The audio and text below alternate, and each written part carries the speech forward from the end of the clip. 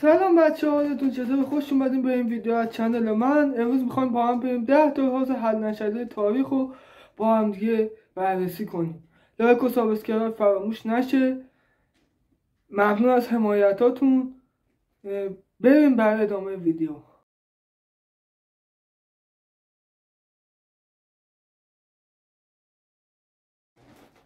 راز اول مثلث برمودا.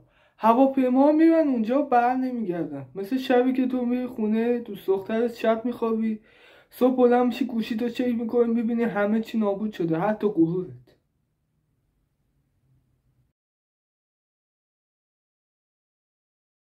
راز دوم اهرام مصر. والا من به شخصه مثلا 2 تا بالشت رو میذارم رو هم بلند کنم کمرم درد میگیره. چه میدونم لابد مصری‌ها کلاه خفن‌تری برام دادن. مثلا میگفتن هر کی سنگو بندازه بالا اون امشب میره حرمسرا. راز سوم شهر گمشده آتلانتیس. من میگم اولین شهری بوده که مردم بعد مهمونی میرفتن استخباراتی و دیگه هم برنگشت.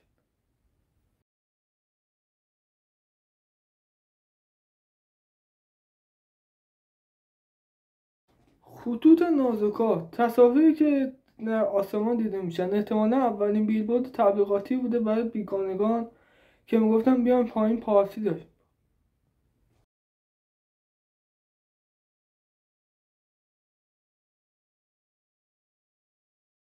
مومیایی ها بعد هزاران سال هنوزم بدنشون سالمه. من خودم به شخصی رژیم بگیرم دیگه هیچی ازم نمیمونه. خوب به خودشون میرسیدن ها. مجسمه های جزیره ایستر که فقط کله و صورته.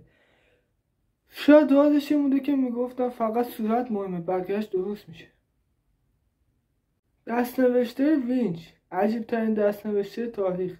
من میگم شاید برای کراشش نامه‌های عاشقانه مینوشته. قدم دستخطش بعد خودش هم نمیتونسته بخونه. نورهای مارفای تگزاس. به نظرم اولین چراغ راهنمای رانندگی تاریخ بوده.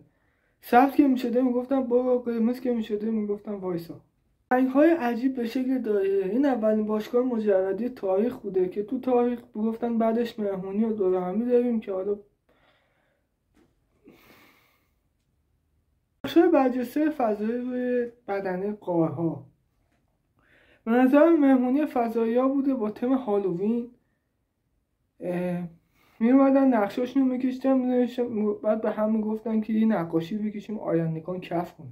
خب خوش شدم که این ویدیو رو تا آخر دیدین. لایک و سابسکرایب فراموش نشه. چنل تلگرام هم عضو بشین. ممنون از با حمایتی که از ویلزا کردین. واقعا دیده شد. سپاسگزارم. خداحافظ.